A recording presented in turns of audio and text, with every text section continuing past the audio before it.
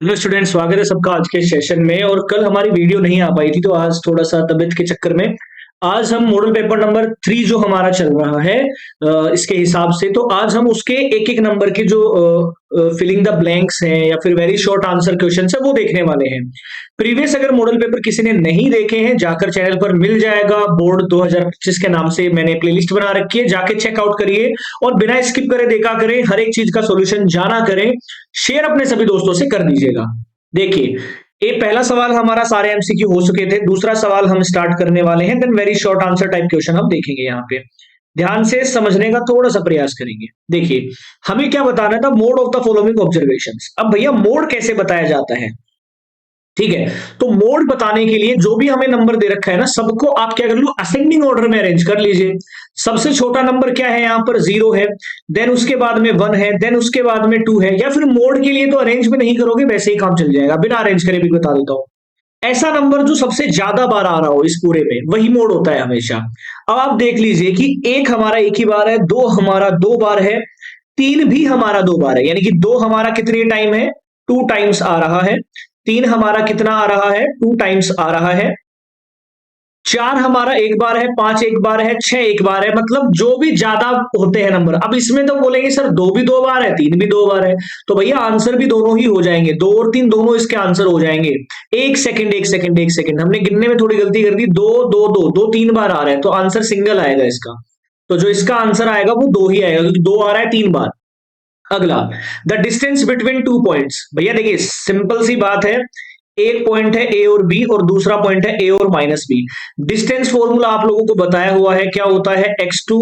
ठीक है, distance formula होता है x2 माइनस x1 का होल स्क्वायर, प्लस में क्या हो जाएगा, y2 माइनस y1 का होल स्क्वायर।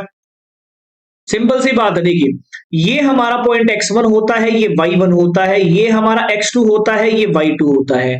x2 में से x1 गया, मतलब a में से a गया, इसका स्क्वायर कर दीजिए, प्लस y2 में से y1 गया, उसका स्क्वायर कर दीजिए। क्या मेरे पास आएगा डिस्टेंस, ये 0, 0 का स्क्वायर 0 होता है, माइनस 2b का स्क्वायर क्या होता है देख लीजिए। तो माइनस 2b का स्क्वायर होता है 4b स्क्वायर। देन डिस्टेंस हमारे पास क्या आएगी, 2b हमारे पास क्या आ जाएगा, डिस्टेंस आ जाएगा। और डिस्टेंस कभी नेगेटिव नहीं होती है, इसलिए हमारा 2b आंसर आ जाएगा। अगले सवाल पर बढ़ते हैं, the value of 1 plus ten square. देखिए, आप लोगों को पता है 1 प्लस टेन स्क्वायर में क्या लिख सकता हूं, sec square theta. 1 minus sine और 1 प्लस साइन क्या होगा, सिंपल सी बात है, a माइनस बी और a प्लस बी लगा दीजिए, 1 माइनस साइन स्क्वायर आएगा। और 1 माइनस साइन स्क्वायर क्या होता है, कोस स्क्वायर होता है। मतलब मैं डायरेक्ट यहां पर लिख देता हूं कोस स्क्वायर थीटा। अब एक बात आपको मालूम होगी कि कोस और सेक आपस में एक दूसरे के उल्टे होते हैं, मतलब दोनों आपस में कट जाएगा, आंसर क्या देगा, 1 आंसर देगा। The solid figure obtained by rotating a circle around its diameter. भाई डायमीटर के अराउंड अगर उसको मैं रिवॉल्व कर दूंगा तो सिंपल सी बात है भैया, सेम ही सर्किल ही मिलेगा हमें, सेम ही सर्किल मिलने वाला है, सिंपल सी बात। If an observation falls in the upper limit of class it is taken into. ऐसे सवाल छोड़ दीजिएगा ना, कोई काम के सवाल नहीं होते हैं ये, कोई भी इनसे लेना देना नहीं है। If the nth term of arithmetic progression an, देखिए सिंपल सी बात है, an हमें कितना दिया गया है, 3n प्लस 7 दिया गया है। देन द कॉमन डिफरेंस बताना है। भैया कॉमन डिफरेंस कैसे निकालते हैं, सेकंड टर्म में से पहला टर्म माइनस कर देते हैं। बट आप सोचोगे सर यहाँ तो फर्स्ट टर्म ही नहीं है, सेकंड टर्म ही नहीं है, तो कैसे निकालेंगे। तो भैया an दिया गया है, an में a1 क्या आएगा, n की जगह 1 रख दीजिए, 3 गुणा 1 प्लस में 7, यानी कि कितना आ जाएगा, 3 प्लस में 7 10 आ जाएगा।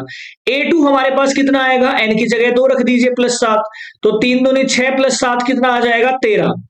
तो यहां से मेरे पास क्या आएगी, a3 और निकाल लीजिए, तो 3 गुणा में 3 प्लस में 7 आएगा, यानी कि 9 प्लस में 7 यानी कि 16।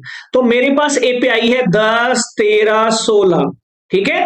तो सेकंड टर्म में से पहला घटा दीजिए, तो डी मेरे पास आएगा 13 माइनस 10, यानी कि 3 आंसर आ जाएगा इस सवाल का। बहुत सिंपल है, पहले एपी बना लीजिए, उसके बाद आराम से कर देंगे। If the angle of a major sector of a circle, एक एंगल हमें दे रखा है, और कौन सा एंगल दे रखा है, ये मैं सेक्टर मान लेता हूं, तो ये गिवन है मेजर सेक्टर का angle 250। Then what is the angle of minor sector, भैया पूरा बिंदु पर 360 बनता है, उसमें से 250 घटा दीजिए, आपका आंसर कितना आ जाएगा, 110 डिग्री आपका आंसर आ जाएगा। सिंपल सा सवाल पूछा गया है। अगला देखिए, ए bag contains 3 red and 5 black balls. Red ball कितनी है भाई? रेड बॉल कितनी है? 3। और ब्लैक बॉल कितनी है? ब्लैक बॉल कितनी है? 5। One ball is drawn at random from this bag. इनमें से एक बॉल उठा ली जाती है, रैंडम मतलब बिना देखे उठा लिया इसने। What is the probability that the ball is not black? अब सिंपल सी बात है, अगर वो बॉल ब्लैक नहीं है तो वो कौन सी होगी? रेड बॉल होगी। मतलब इनडायरेक्टली मुझे क्या निकालना है? रेड बॉल की प्रोबेबिलिटी निकालनी है। रेड बॉल टोटल कितनी है? 3। और कुल बॉल कितनी है? 8। तो ये आंसर डायरेक्ट भी आ सकता है। या फिर मैं क्या कर सकता हूं, पहले ब्लैक बॉल होने की प्रोबेबिलिटी निकाल लेता हूं। कितनी आएगी? 5। टोटल ब्लैक बॉल है और टोटल 8 है। अब हमें क्या निकालना है? नॉट ब्लैक निकालना है, पी नॉट ब्लैक।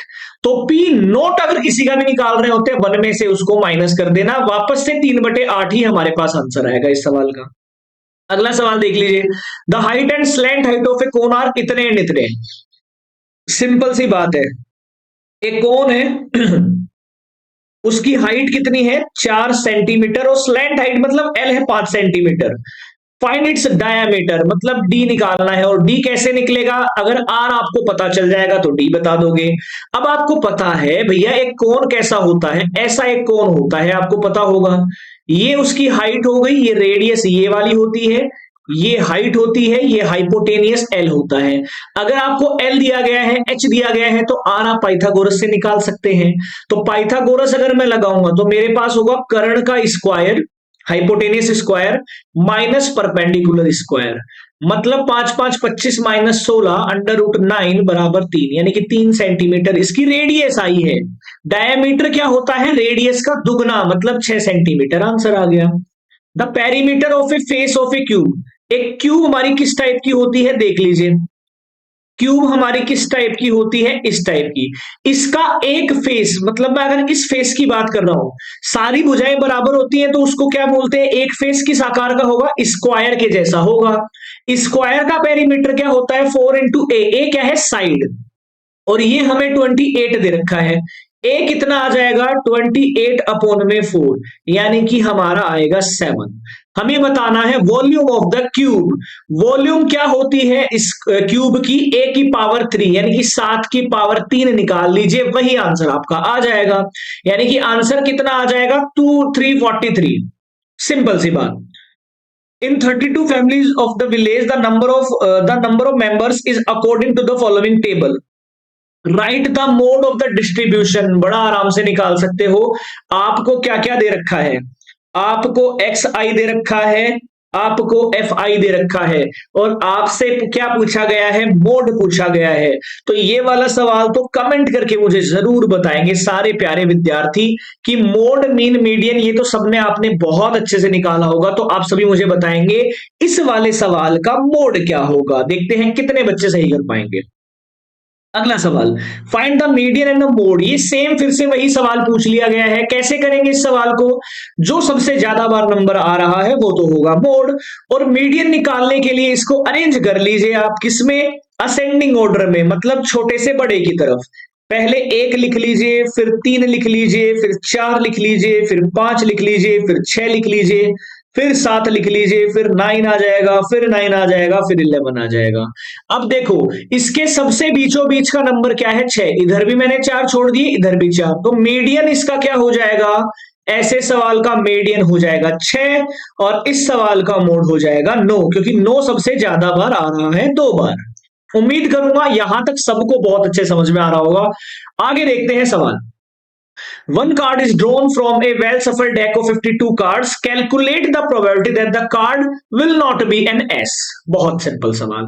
आपको पता होना चाहिए इस बात में कि टोटल S होते कितने हैं। S मतलब इक्के, तो 4 होते हैं।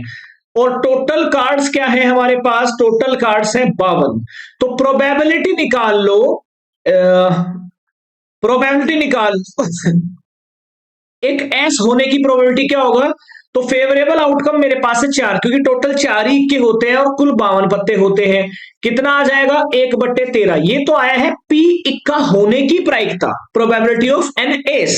हमें निकालना है नोट एन एस, यानी कि नोट एस की हमें निकालनी है। और मैंने बताया था नोट होते ही आप 1 में से उसको माइनस कर दीजिएगा, 13 एलसीएम आएगा, मतलब आंसर आएगा 12/13। सिंपल सी बात है, आई होप समझ में आया होगा सिंपल सा सवाल। The edges of 3 identical cubes are 3, 4, 5,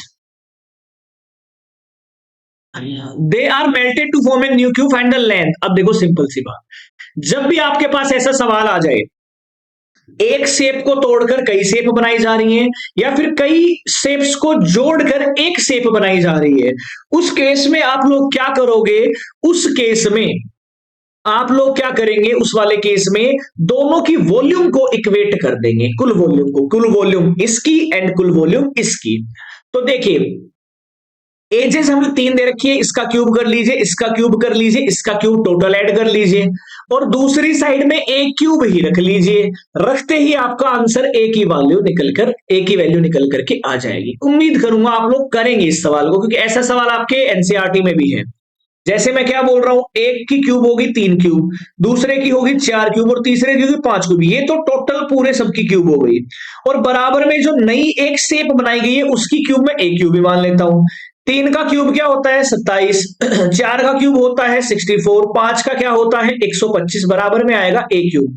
जोड़ दीजिए, 5 और 4 9, 16, 2 और 6 2 8, 8 2 10 और 1 11, और 216 बराबर में आएगा ए क्यूब। तो ए हमारा कितना आ जाएगा? देख लीजिए, 216 किसका क्यूब होता है? 6 का क्यूब होता है। ये सवाल आप खुद करेंगे। Find the mean of first 10 natural numbers. पहली 10 प्राकृत संख्याओं का माध्य निकालना है, मीन निकालना है। आराम से कर सकते हैं।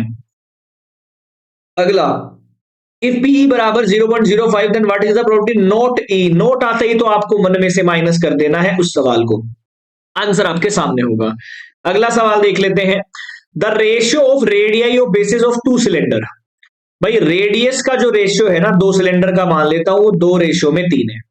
और उनकी हाइट का रेशियो मतलब H1 H2 हमारे पास है 5:3। तो वॉल्यूम का रेशियो बताना है। अब भैया वॉल्यूम V1 मान लेता हूं बटे V2, इसी का मान बताना है। वॉल्यूम क्या होती है? पाई R1 स्क्वायर H1, और ये होगी पाई R2 स्क्वायर H2। पाई से पाई चला गया। R1 कितना लेके चलना है? 2, यानी कि 2 का स्क्वायर 4। H1 कितना लेके चलना है? 5, ये ले लीजिए। R2 कितना है हमारे पास? 3, 3 का स्क्वायर गुणा में 3 हमें करना है। यहां से अगर कुछ कटता है तो काट दीजिए, अदरवाइज वही आंसर हो जाएगा, यानी कि 5 चौके 20 अपॉन में 27। ये हमारा क्या हो जाएगा? Answer. Find the mid value of इसकी मिड वैल्यू कैसे बताएंगे? इसको प्लस करके 2 का भाग दे दीजिएगा, मिड वैल्यू आपकी आ जाएगी। उम्मीद करूंगा वेरी शॉर्ट आंसर, मतलब सेक्शन ए सभी को समझ में आया होगा। नेक्स्ट वीडियो में मैं सेक्शन बी करवाने वाला हूं, जहां 2-2 नंबर के सवाल होंगे। अपने सभी दोस्तों से शेयर कर दीजिएगा इस वीडियो को, ताकि सभी अच्छे से समझ सके, और लाइक जरूर करके जाइएगा।